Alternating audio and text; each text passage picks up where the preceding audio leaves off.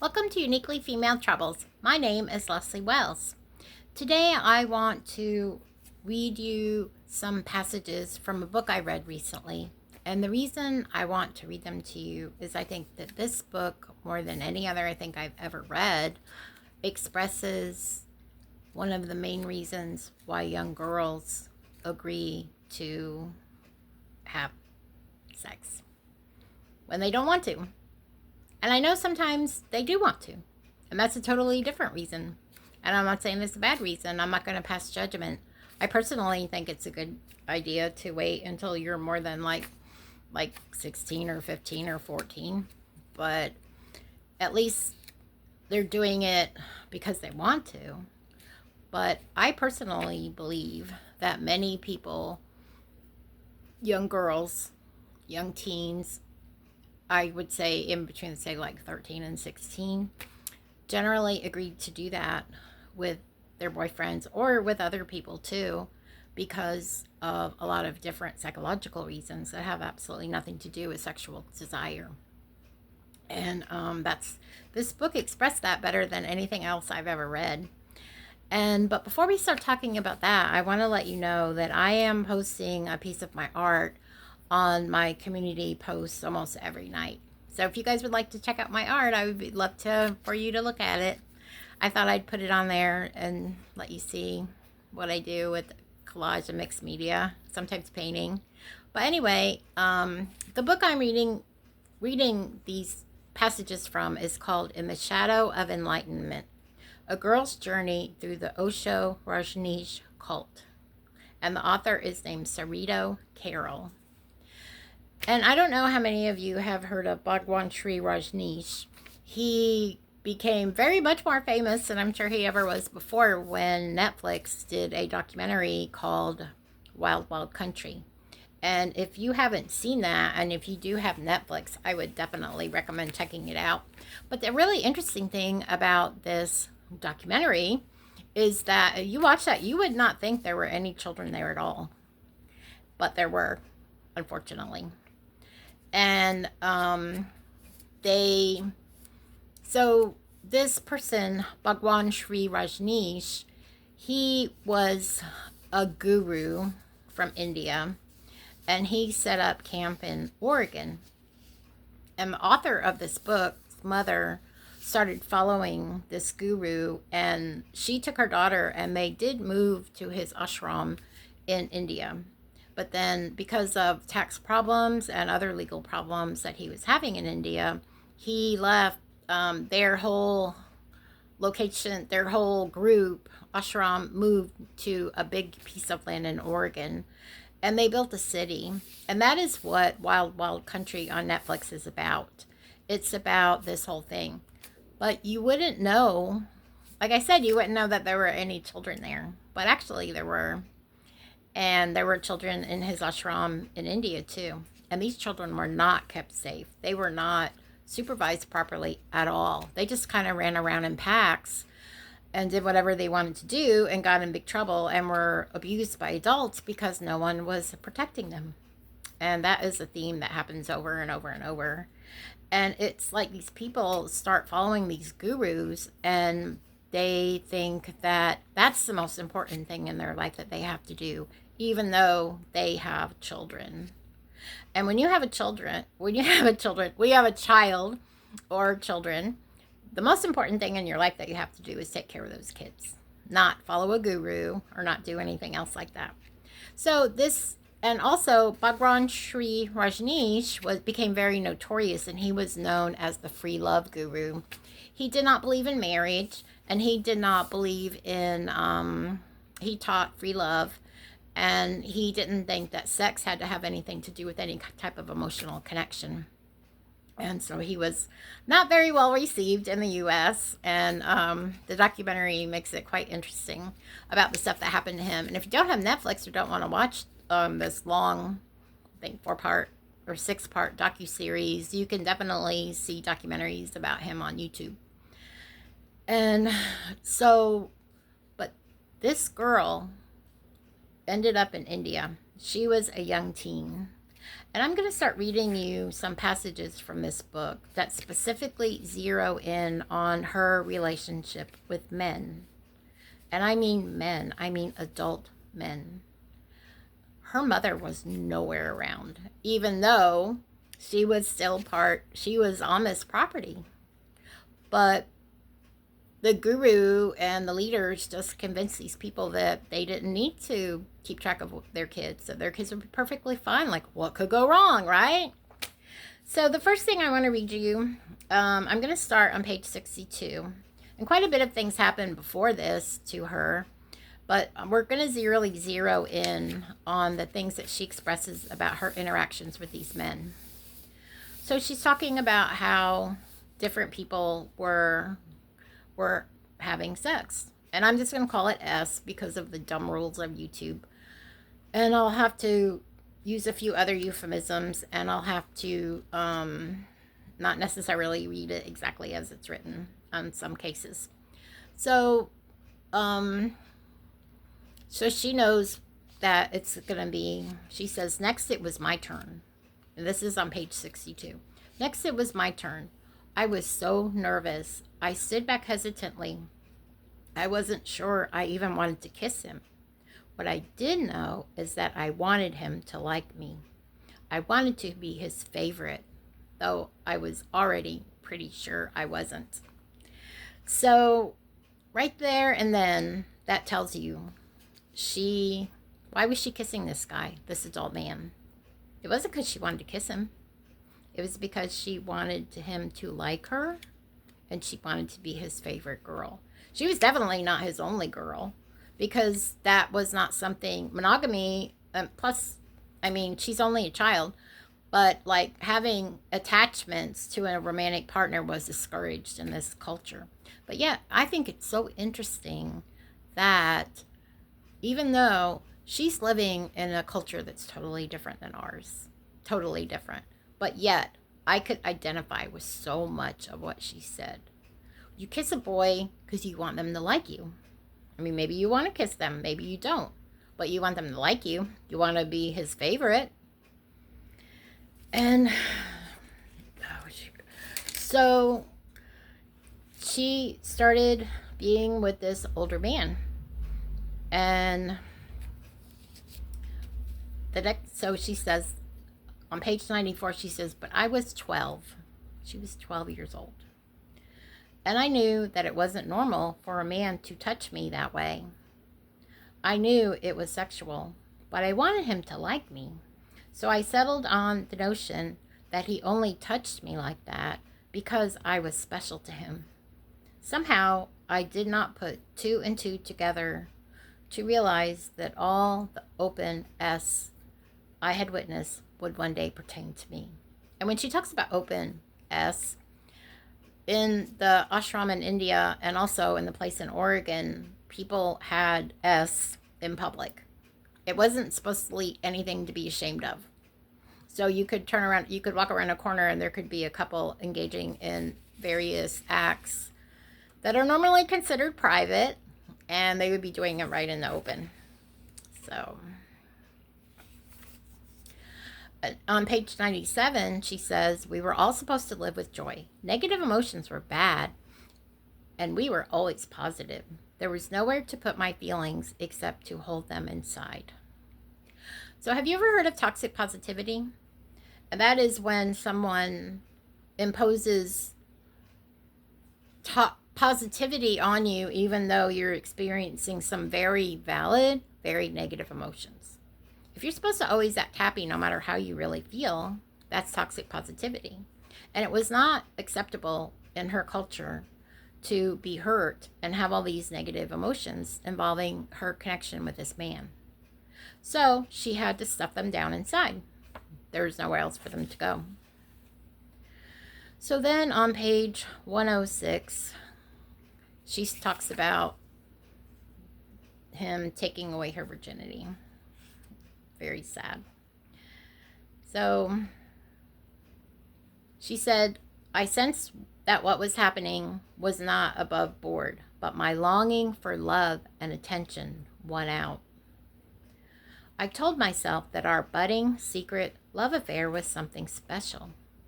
If I protested or told him to stop, I would seem like a prude, and he wouldn't like me anymore.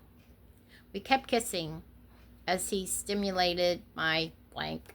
I knew that next he would put his hands wherever. I froze at the thought. And so at that point, then a truck pulled up and interrupted what was happening. So you can see that why was she with this guy? She was longing for love and attention.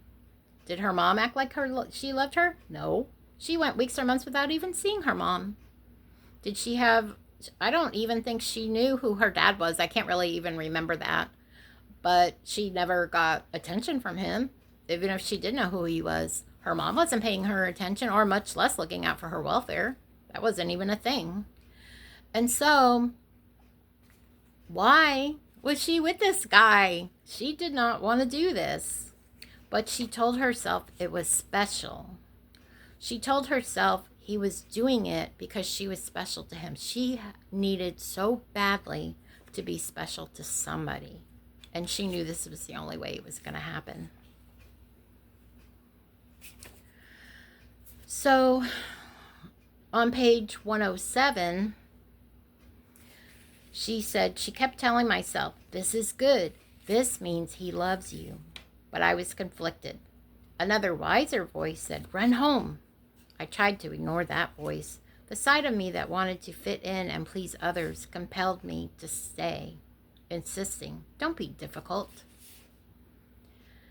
Then on page 8, she describes in pretty graphic detail, not titillating or erotic, but just graphic, describing exactly what happened with what body parts.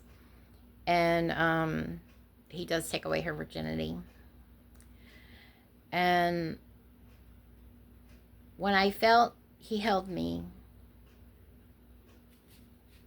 I felt that when he held me, that I would feel that feeling of connection, but it didn't come. So even after she engaged in this most intimate act with this man, she did not feel connected to him. Why would she? I thought I was supposed to feel some kind of ecstasy, but it didn't. I didn't. I felt like an anonymous body. I couldn't see his face in the dark. Was it supposed to be so impersonal? I thought S was supposed to be a beautiful union. When would this be done? I didn't complain. I didn't make a sound. And then she goes on to describe the sex act some more. Then he was done. After a few moments, he rolled off me, kissed me goodnight, and went to sleep. Can you imagine how disappointing that was?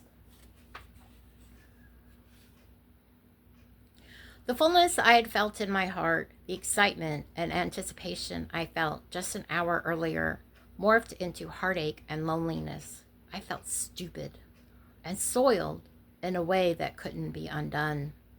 But maybe, I hoped, I just felt this way because it was my first time. Maybe it would get better as our love affair unfolded. And maybe I should be proud, since I was the youngest girl at the ranch to have a boyfriend. That in itself was an honor that I took to mean that I was desirable.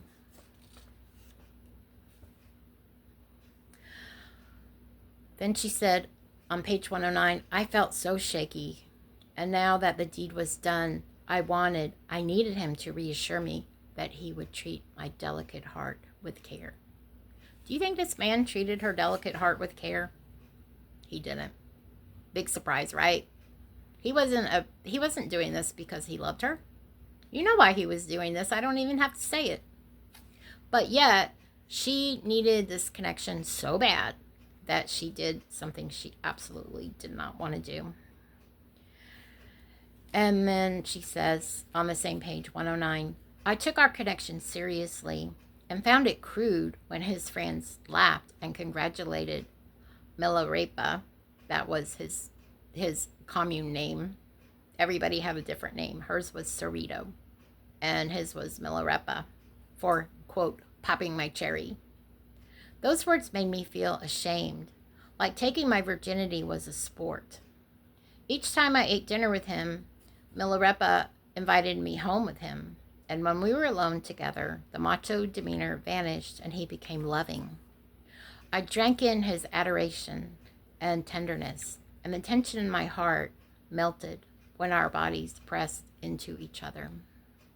So when he was around other people, he didn't even act loving and tender to her. He acted all macho. And they were laughing about the fact of what they had done. I mean, the men were laughing about what they had done. And it's really heartbreaking what this poor girl went through. There she is alone. She's 12 years old. 12. She's alone in this place with all these adults.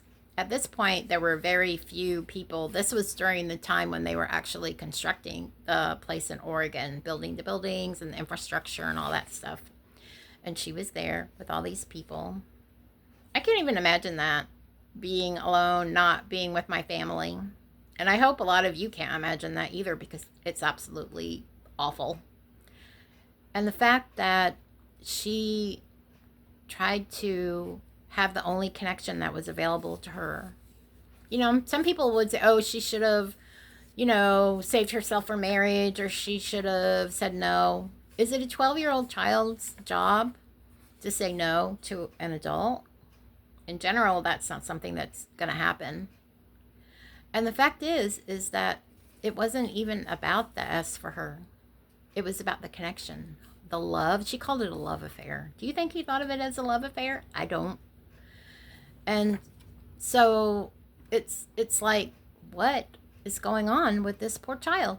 She's being used and she's being taken advantage of. And the reason she's going along with it is because that is the only means available for her to feel love and feel connection with another human being. And she already knows at age 12 that the only way she can have that is to give him her body. That is absolutely, to me, it's disgusting. And I want to relate it to my own experience. When I was 15, I had a boyfriend that I was very much in love with. And when he told me he wanted to have S, I didn't want to. If I would have just gone by what I wanted to do, I would have said no. But what I wanted even more than not engaging in that act or attempting to, because of the fact that I didn't know I needed a hymenectomy and it would not work, but attempting the act, what I wanted more than not to do that was to keep my boyfriend. And even at 15, I was well aware of the fact. I mean, it's just, I thought, like, where did I learn that? I think it's just like osmosis. The culture, the music, the TV, the movies, everything. The entire culture teaches girls this, that if you want to keep your man, even if you're 15 and he's 18, and you're not even a woman yet, the way to do it is to give him what he wants. And what he wants is S. We all know that. And I'm not saying every single girl, and I'm not saying every single boy. Generalizations are never correct. But generalizations often point to a majority of people having the same experience. And unfortunately, I'm pretty sure that is a common experience that a lot of girls have. And I didn't live on a sex commune, obviously. I had a really good nuclear family. My mom and dad were still married. They were married all the way until my dad died last year for over 60 years. I lived in a good family, but that didn't stop me from giving myself away. And a lot of that, I think, does have to do with what my uncle started doing to me when I was 5, and what my step-grandfather started doing to me when I was 7 or 8. I know that had a lot to do with it. But the fact is that girls know that the main way to keep a guy is to keep their sex drive satisfied.